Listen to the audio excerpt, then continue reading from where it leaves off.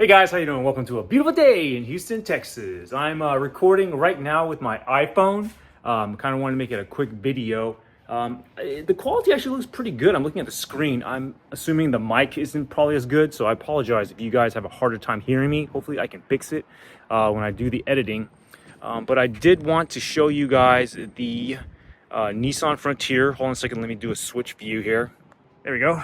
And I installed the Homelink mirror. This was a super easy installation. I just decided to get it. It was on sale, 20% off at nissanparts.usa.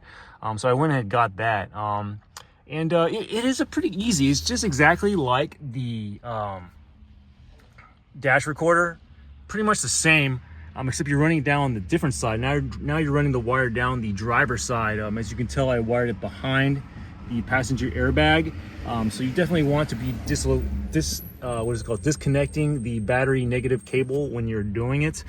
Something that is different is that there is this, I don't know what it's called, they show it in the actual instructions too. There's like a little, I don't know what this is called, like a loop or something that they have connected to the A-pillar, and I had to actually unscrew it because I couldn't get the clip off. It was connected right here by a screw. So here's the A-pillar. It connects up, there's the little vent, but here's the A-pillar on the very top.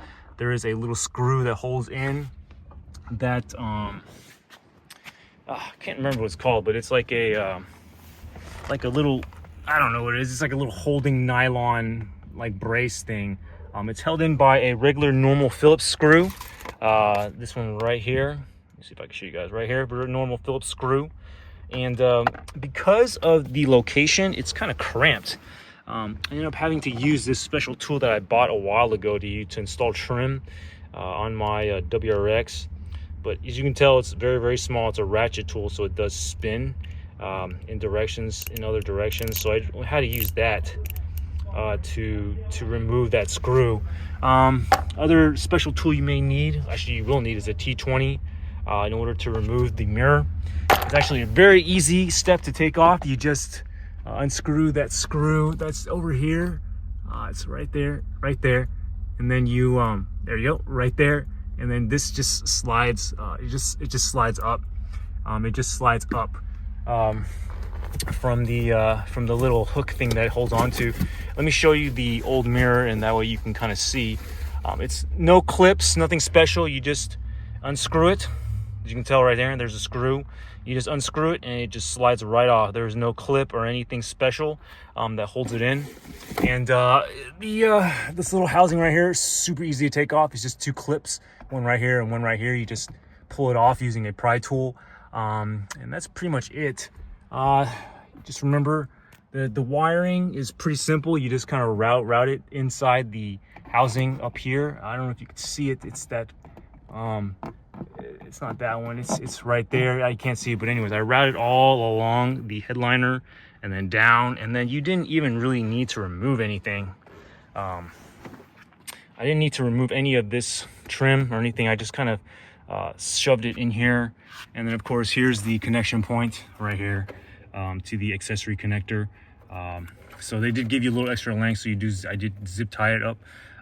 And that's pretty much it. It's not that difficult, to be honest. I think it took me about 30 minutes total. And you guys know, if you watch my previous videos, I'm very, very meticulous and very careful. So it does take me a lot longer. So I think someone who's really experienced probably take about 15-20 minutes to do the whole thing. But yeah, that's pretty much it.